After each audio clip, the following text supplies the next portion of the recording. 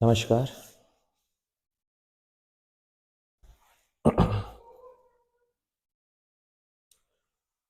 तो ये मेरा पहला वीडियो है उन बच्चों के लिए जो प्रतियोगी परीक्षाओं की तैयारी कर रहे हैं, ठीक है, ताकि उनका थोड़ा-सा मार्गदर्शन हो सके।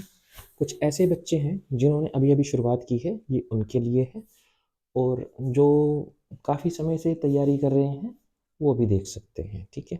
और ये खासकर उन बच्चों के लिए बनाया गया है जिन्होंने अभी अपनी शुरुआत की है पढ़ाई की, ठीक है। तो हिमाचल प्रदेश में अभी पटवारी की परीक्षाएँ निकली हैं, उसके साथ जेईई, आईटी, टीजीटी, पीजीटी, काफ़ी सारे सरकार जो है टेस्ट निकाल रही है। तो उसी के मद्देनज़र हम एक सीरीज़ शुरू कर रहे हैं, ठीक है। उसी में पहला जो टॉपिक देखा, जो बच्चों को बहुत टफ लगता है, अर्थव्यवस्था, ठीक है। उसी के बारे में हम शुरू करेंगे। तो अर्थव्यवस्था क्या होती है? चलो आइए शुरू करते हैं।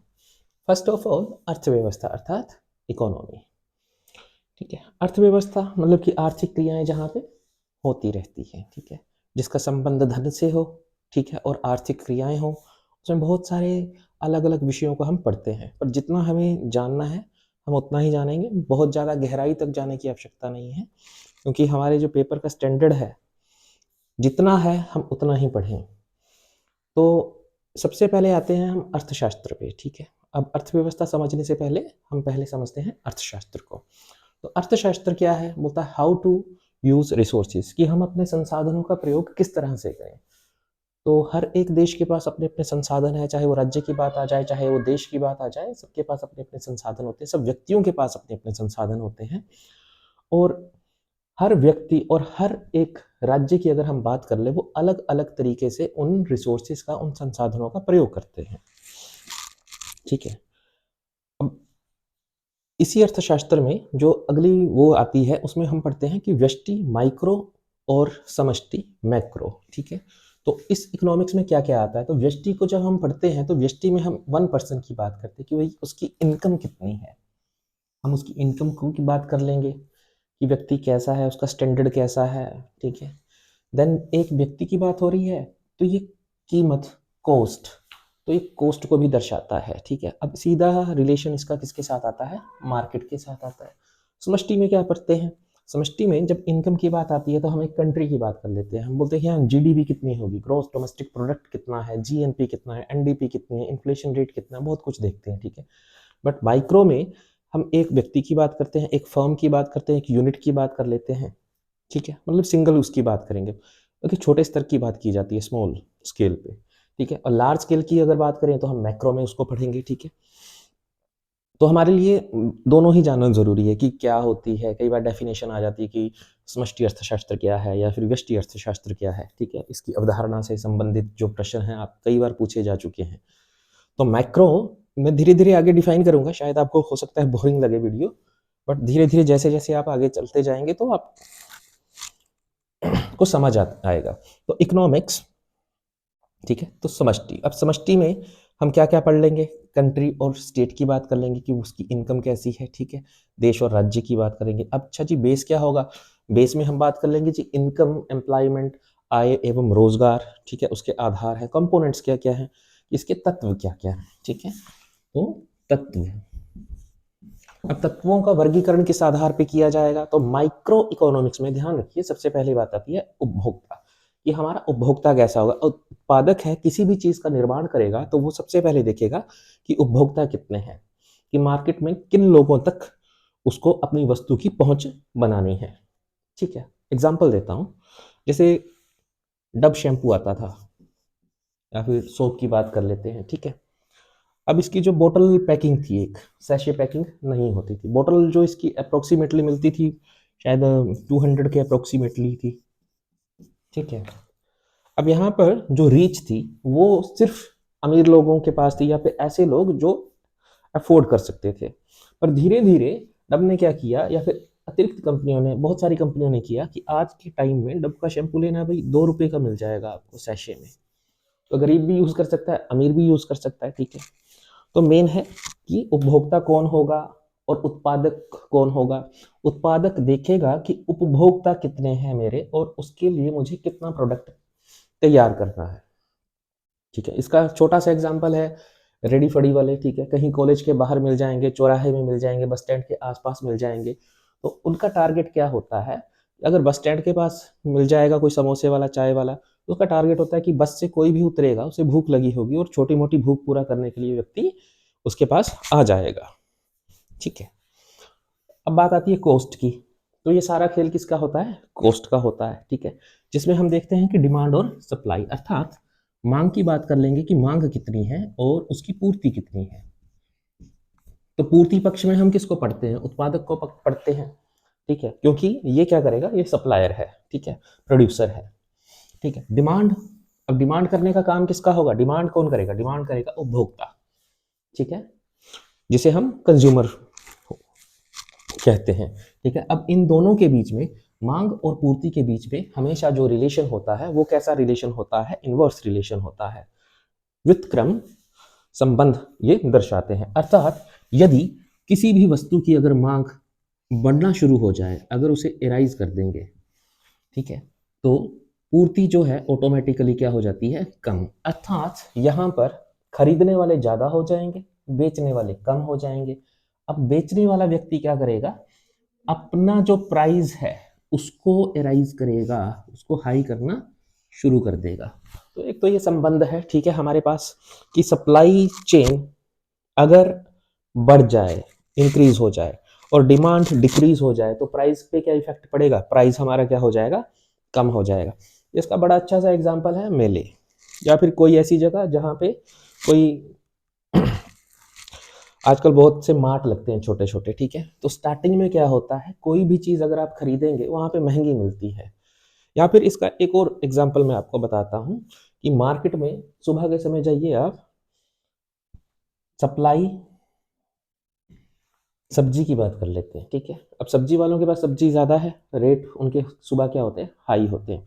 पर धीरे धीरे जैसे ही दोपहर होती है, दोपहर तक जब उन्हें लगता है कि स्टॉक अभी भी पड़ा हुआ है और वो कल को ख़राब भी हो जाएगा, तो वो क्या करेंगे, अपने प्राइस को गिराना शुरू करेंगे। अगर उन्होंने कोई चीज़ मान लीजिए 15 रुपये में खरीदी थी, कोई भी चीज़, चाहे वो आलू है, प्याज है, किसी चीज़ की भी बात कर लीजिए आप, ठीक है, 15 रुपये में वो उन्होंने खरीदी थी। अब वो बेचेंगे कितने पे, 20 रुपये पे। और 20 रुपये पे नहीं बिक रही है, क्यों नहीं बिक रही है, क्योंकि मार्केट में बेचने वाले बहुत ज़्यादा हैं। जब बेचने वाले बहुत ज़्यादा होंगे, खरीदने वाले कम होंगे, तो उन्हें क्या करना पड़ेगा, अपना प्राइस डिक्रीज करना पड़ेगा, कम करना पड़ेगा। तो हो सकता है ये 19 रुपये कर दे, हो सकता है ये 18 रुपये कर दीजिए। शाम को लिए जाइए आप, ये 20 रुपये की चीज़ आपको 10 रुपये में भी मिल जाएगी, क्योंकि सप्लाई बहुत ज़्यादा बच चुकी होती है। और सप्लाई अगर बहुत ज़्यादा हो जाए और खरीदने वाले कम हो जाएं, तो उस कीमत पे क्या प्रभाव पड़ेगा, कीमत पे प्रभाव पड़ेगा कि कीमत कम हो जाएगी। सप्लाई क्या है, बढ़ चुकी है, डिमांड कम हो चुकी है। इसीलिए जो बेचने वाला है, बेचने वाला कौन है, हमारे पास प्रोड्यूसर है। ठीक है, तो प्राइस इस तरह से कम और ज़्यादा होते रहते हैं। ठीक है, अब एक थ्योरी इसी के ऊपर हमारे पास काम करती है, ठीक है, जिसको बोलते हैं हम इनविजिबल हैंड। अगर कॉस्ट, ये कॉस्ट तय कौन तय करेगा कि कॉस्ट किस वस्तु की कीमत कितनी होगी, इसका निर्धारण कौन करता है, इसका कोई निर्धारण नहीं करता। एक बड़ी बार क्वेश्चन पूछा जाता है कि मार्केट के अंदर ऐसी कौन सी शक्ति है जो किसी भी चीज का, किसी भी प्रोडक्ट का प्राइस डिसाइड करती है, तो वो है demand and supply. Simple answer. कई बार क्वेश्चन पूछा गया है कि क्रूड ऑयल, कच्चा तेल, ठीक है, वैश्विक रूप से कच्चे तेल की कीमत कौन तय करता है, WTO तय करता है, वर्ल्ड ट्रेड ऑर्गेनाइजेशन करता है, IMF करता है, गल्फ कंट्री करती है, नहीं, कौन करेगा, हमारे पास demand and supply. Share market में देखिए आप सुबह, ठीक है, प्राइस अप एंड डाउन हो रहे हैं, ठीक है, क्या है, सेलर बायर्स, उन दोनों के बीच में बनने वाला रिलेशन, ठीक है, वो सारा का सारा सेट करेगा। देन उसके बाद शेयर की कीमत गिरेगी और बढ़ेगी। ये डिपेंड करेगा हमारे पास डिमांड और सप्लाई। तो ध्यान रखिए, कोई भी चीज़ हो, उसकी अगर कॉस्ट को डिसाइड करना है कि कॉस्ट भाई कितनी होगी, तो सीधा सीधा आंसर तुम्हारा यही होना चाहिए कि डिमांड एंड सप्लाई। कि किसी भी चीज़ को डिमांड एंड सप्लाई से ही हम क्या करते हैं, निर्धारित करते हैं, और कोई भी शक्ति नहीं है। अब एडम स्मिथ थे, ठीक है, तो एडम स्मिथ ने बुक लिखी वेल्थ ऑफ नेशन, बहुत सारे बच्चों को पता होगा। अब उसमें उन्होंने क्या बोला, उन्होंने एक थ्योरी दे डाली जिसको बोला हमने, जो कि डिमांड एंड सप्लाई की ही थ्योरी है, सिंपली थ्योरी है इनविजिबल हैंड। इनविजिबल हैंड, अगर ये पूछा गया इनविजिबल हैंड या फिर अदृश्य हाथ, कि अदृश्य हाथ क्या होता है, तो सिंपल आंसर देना कि डिमांड एंड सप्लाई के रिलेशन को ही बोलते हैं भैया, कि जो कॉस्ट को डिसाइड कर दे, कि कॉस्ट डिसाइड करने वाला जो होगा वो हमारे पास अदृश्य हाथ होता है। ठीक है, इसके अंदर भी बहुत सारे कॉन्सेप्ट है। ठीक है, बहुत ज़्यादा गहराई तक नहीं जाएंगे। ठीक है, जितना आपको ज़रूरत है उतना बहुत है। ठीक है, आपने कोई यूपीएससी नहीं देना है। ठीक है, कोई पीसीएस की तैयारी नहीं करनी है। मेनली फोकस करो अपने टेस्ट के लिए। ठीक है, जैसे ही आपका बेसिक क्लियर होगा देन उसके बाद अलग से थ्योरियाँ हैं। ठीक है, जिसको पढ़ने की वो है। ठीक है, इसमें अलग अलग अर्थशास्त्री हैं। ठीक है, अलग अलग उनके प्रिंसिपल्स हैं। चलो आगे शुरू करते हैं। ठीक है, ये तो समझ आ गया होगा कि इनविजिबल हैंड क्या होता है। ये डिमांड एंड सप्लाई का ही एक रूप होता है। ठीक है, जो कि कॉस्ट तय करता है किसी चीज़ की। देन उसके बाद आते हैं मैक्रो में। ठीक है, अब आ जाओ मैक्रो में हम क्या क्या पढ़ेंगे। तो मैक्रो होता है समष्टि, किसी राज्य के बारे में, किसी देश के बारे में पढ़ेंगे, उसकी इनकम कितनी है, वहाँ पे एम्प्लॉयमेंट कितनी है। ठीक है, अब एम्प्लॉयमेंट अपना सिलेबस निकाल के देखो कि क्या ये सारे टॉपिक उसमें आ रहे हैं। सारे टॉपिक मिलेंगे आप लोगों को। ठीक है, धीरे धीरे ये बड़े होते जाएंगे। ठीक है, अभी छोटे हैं, सिर्फ क्या है पता होना चाहिए कि क्या क्या है। अब एक क्वेश्चन यहाँ पे तुम्हारा ऐसे ही बन जाता है सिंपली, अगर डिफाइन करना पड़ जाए कि कौन सा एरिया, कौन सा क्षेत्र माइक्रो में आता है और कौन सा क्षेत्र हमारा मैक्रो में आता है। ठीक है, कई बार पूछ ले कि हाँ जी आप ये बताइए कि राजकोषीय नीति का संबंध किस अर्थशास्त्र से है, व्यष्टि से है, समष्टि से है, दोनों में से है, या दोनों में से किसी में से नहीं है। तो सिंपल सा है कि राजकोषीय नीति का जो संबंध होगा हमारा समष्टि से होगा। ठीक है, मौद्रिक नीति का संबंध किससे होगा, समष्टि से होगा। ठीक है, अब फिजिकल पॉलिसी क्या है बाद में बताऊंगा आपको। ठीक है, धीरे धीरे, नहीं तो टाइम यहाँ पे बहुत ज़्यादा लग जाएगा। तो राजकोषीय नीति सरकार के द्वारा ही बनाई जाती है। ठीक है, कब बनाई जाती है फिजिकल पॉलिसी, बहुत कुछ इसमें देखा जाता है। ठीक है, गवर्नमेंट को घाटे पड़ जाते हैं। ठीक है, उसको कवर करती है, डिसइन्वेस्टमेंट करती है, कैसे करती है उसे बात का टॉपिक है। देन उसके बाद आता है मॉनेटरी पॉलिसी, मौद्रिक। अब मौद्रिक पॉलिसी ध्यान रखिए, यहाँ पे एक क्वेश्चन कि भैया अगर पूछ लिया कि कौन बनाएगा, गवर्नमेंट ऑफ इंडिया, राजकोषीय नीति भारत की सरकार के द्वारा बनाई जाती है। ठीक है, मौद्रिक नीति का संबंध आरबीआई के साथ होता है। मौद्रिक नीति का संबंध RBI, reserve bank of India, या फिर अगर रिजर्व बैंक नहीं है, किसी देश का नाम नहीं दिया गया है, तो यहाँ पे आंसर क्या होगा हमारा, केंद्रीय बैंक, कि केंद्रीय बैंक के द्वारा मॉनेटरी पॉलिसी बनाई जाती है। अब राजकोषीय नीति भी बन गई, मौद्रिक नीति भी बन गई। एक क्वेश्चन इसके आगे पूछ लेंगे कि क्यों बनाई जाती है, तो सिंपल तरीका है हमारे लिक्विडिटी को कंट्रोल करने के लिए। ठीक है, मतलब इसका जो संबंध है वो किसके साथ होगा, कि जो तरलता है,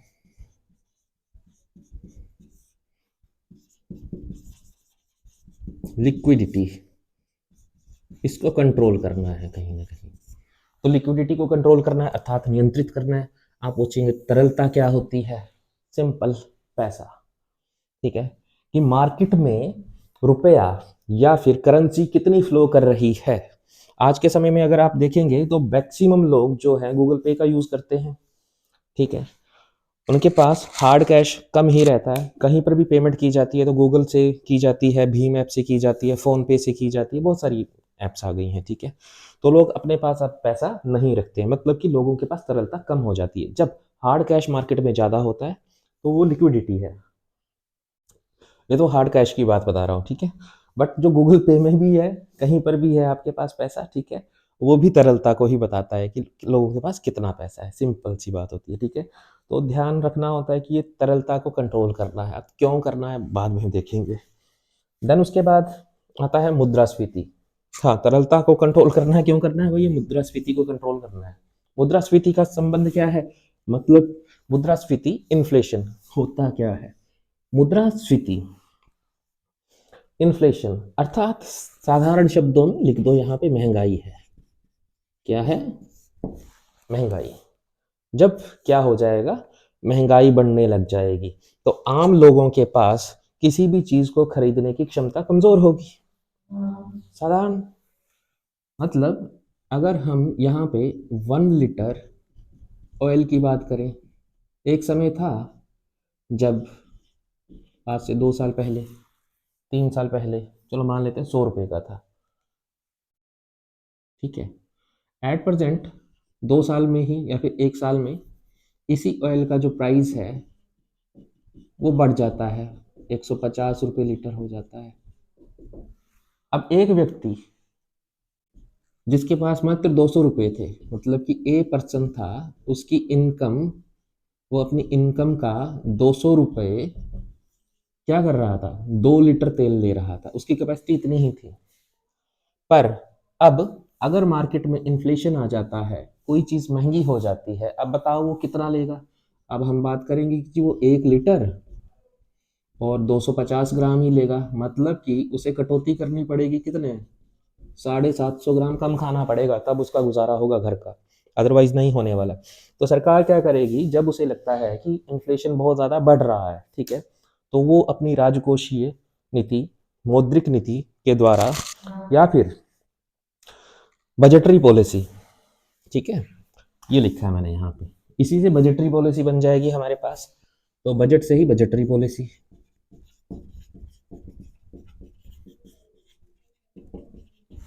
बजटरी पॉलिसी बनाएगी। इसका भी कारण क्या है कि इन्फ्लेशन को कंट्रोल करना है, कि सरकार चाहती है कि प्राइस कम, बहुत अधिक मात्रा में ना बढ़ जाए। हाँ, इन्फ्लेशन हो बट वो क्या हो, थोड़ा सा हो, मतलब कि लो हो। इन्फ्लेशन चाहिए तो चाहिए, कम चाहिए। क्यों चाहिए, ये भी एक वो है। अब इसी में प्रश्न उठता है कि क्या मुद्रास्फीति, महंगाई अच्छी चीज है अर्थव्यवस्था के लिए। अब कई बच्चे बोलेंगे कि सर नहीं है, कि जो इन्फ्लेशन होता है वो अच्छा नहीं माना जाता है। मैं जस्ट टच करवा रहा हूँ आप लोगों के विषयों से कि क्या क्या आने वाला है, ठीक है। अब आप बोलोगे मुद्रास्फीति क्या है, हमको समझ नहीं आई, ठीक है। मेन सिंपल ये होता है, महंगाई होता है, कैसे बढ़ती है, क्यों बढ़ती है, इस अच्छी होती है मार्केट के लिए, बुरी होती है, ये अलग से कॉन्सेप्ट समझने वाले छोटे छोटे टॉपिक है, बहुत ज़्यादा समय नहीं लगता है, ठीक है। एक बार आप समझ गए, उसके बाद आपको ज़रूरत है रिविजन की, ठीक है। आपको टेस्ट देने पड़ेंगे, डेली प्रैक्टिस करनी पड़ेगी, और सबसे ज़्यादा ज़रूरी है आपको सेल्फ डिसिप्लिन होना पड़ेगा, ठीक है। तो सेल्फ डिसिप्लिन वो, और मोटिवेशन कहीं से मिलती नहीं है, याद रखना। मोटिवेशन नाम की कोई चीज़ नहीं होती है। मोटिवेशन जब तक देखोगे यूट्यूब में कहीं पर भी थोड़ी देर के लिए मिलेगी, उसके बाद खत्म, ठीक है। मोटिवेशन आती है अपने पेरेंट्स को देख के, अपनी कंडीशंस को देख के, वहाँ से मोटिवेशन लीजिए अगर लेना है। तो बजट मतलब बजटरी पॉलिसी, ठीक है। मॉनेटरी पॉलिसी, फिजिकल पॉलिसी क्यों बनाई जाती है, महंगाई को रोकने के लिए, कंट्रोल करने के लिए, सिंपल सी बात है, ठीक है। तरलता को कम करने के लिए या फिर बढ़ाने के लिए। ध्यान रखिए, कंट्रोल का मतलब है नियंत्रित रखना, ना कम ना ज़्यादा। फिर आता है हमारे पास विनिमय दर। तो समष्टि में हम विनिमय दर को पढ़ते हैं, एक्सचेंज रेट। अब बोलते हैं एक्सचेंज रेट क्या होता है। एक्सचेंज रेट का मतलब है साधारण शब्दों में कि जब कोई मुद्रा, करेंसी, कोई भी करेंसी, करेंसी की बात कर ले, मुद्रा की बात कर ले, ठीक है। तो हमारे पास रुपीस है, कितने हैं, 90। अब ये इंटरनेशनल मार्केट में अगर हमने कहीं बाहर जाना हो तो चेंज करने पड़ेंगे। जब चेंज करेंगे तो किसी भी उसमें कर सकते हैं, हम येन में चेंज कर सकते हैं, ठीक है, यूरो में कर सकते हैं, डॉलर में कर सकते हैं, और बहुत सारी जितनी भी करेंसी है सब में कर सकते हैं, ठीक है। अब जिस रेट के ऊपर, अब चेंज करने के लिए जो रेट मिलेगा, जो भी रेट होगा, उसको हम क्या बोल देंगे, उसको एक्सचेंज रेट बोल देंगे। मतलब कि जब एक मुद्रा किसी दूसरी मुद्रा में परिवर्तित कर दी जाती है तो उसे विनिमय दर कहा जाता है, साधारण सा, ठीक है। अब कई बार इसमें भी क्वेश्चन आता है कि विनिमय दर का निर्धारण कौन करता है। साधारण, ज्यादा लॉजिक नहीं लगाना है, कौन करेगा, डिमांड एंड सप्लाई करेंगे, यही दो पावर्स है, ठीक है। तो डिमांड एंड सप्लाई ही करती है, तो और कोई नहीं करता है, ठीक है। तो ये इनविजिबल हैंड जो आपको बताया, वही डिमांड एंड सप्लाई यहाँ पर करेंसी एक्सचेंज, मतलब कि किसी भी मुद्रा का मूल्य को तय करते हैं। जैसे हम देखते हैं कि डॉलर की बात कर लेते हैं कि डॉलर का प्राइस क्या है, यूएस डॉलर का, ठीक है, 90 रुपीज़ है एट प्रेजेंट, क्योंकि इंटरनेशनल मार्केट में उसकी वैल्यू ज़्यादा है, ठीक है। हमारे पास 4-5 ऐसी करेंसी हैं जो हॉट करेंसियाँ कहलाती हैं, ठीक है, जिसकी मार्केट में बहुत ज़्यादा डिमांड है, ठीक है। अब सॉफ्ट करेंसी क्या होती है, हार्ड करेंसी क्या होती है, अलग से सारे टॉपिक है, एक बार में हम उसे नहीं समझ सकते। तो धीरे धीरे क्या होगा, एक एक टॉपिक को हमें समझना पड़ेगा। तो आई होप तुम्हें पता लग गया होगा कि समष्टि अर्थशास्त्र क्या होता है, व्यष्टि अर्थशास्त्र क्या होगा, और किसमें हम किसको पढ़ेंगे। ठीक है। तो इसी के आगे अगर हम चलें, अब अर्थव्यवस्था की बात करते हैं कि अर्थव्यवस्था क्या होती है। ठीक है। इकोनॉमी।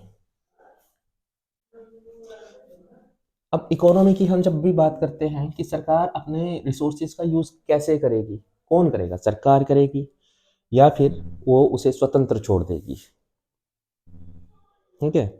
ये टॉपिक हम बाद में करेंगे, फिलहाल के लिए आजकल ये इतना ही करते हैं ताकि आपको समझ आ जाए। एक बार लिखने की ज़रूरत नहीं है, कुछ भी करने की ज़रूरत नहीं है, इतना सा पहले देख लो। ठीक है। एक या दो बार उसे सुनो और नोटिस करो, देन उसके बाद लिखने का काम बाद में है। सेल्फ मेड नोट्स बनाओ। ठीक है। ये बहुत ज़्यादा ज़रूरी है आप लोगों के लिए। Okay, thank you very much.